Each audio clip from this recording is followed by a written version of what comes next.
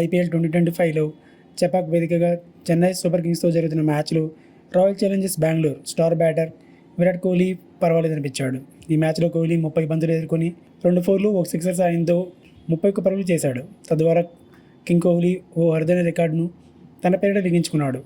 IPL చరిత్రలో Chennai super కింగ్స్పై అత్యధిక పరుగులు చేసిన ఆటగాడిగా కోహ్లీ నిలిచాడు.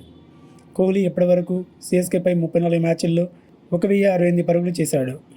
ఇంతకుముందు ఈ రికార్డు టీమిండియా మాజీ కెప్టెన్ శిఖర్ ధావన్ పేరిట ఉండేది. ధావన్ చెన్నైపై 29 మ్యాచ్ల్లో 44.04 సగటుతో మొత్తం 1057 పరుగులు చేశాడు. అందులో ఓ సెంచరీతో పాటు 8 అర్ధ సెంచరీలు ఉన్నాయి. తాజా మ్యాచ్లో 3 పరుగుల వ్యక్తిగత స్కోరు వద్ద ధావన్ రికార్డును కోహ్లీ బ్రేక్ చేశాడు. ఈ అరుదైన ఫీట్ సాధించిన జాబితాలో కోహ్లీ, ధావన్ తర్వాతి స్థానాల్లో వరుసగా Rohit Sharma 896, David Warner 696, Kiran Pollard 583 ఉన్నారు.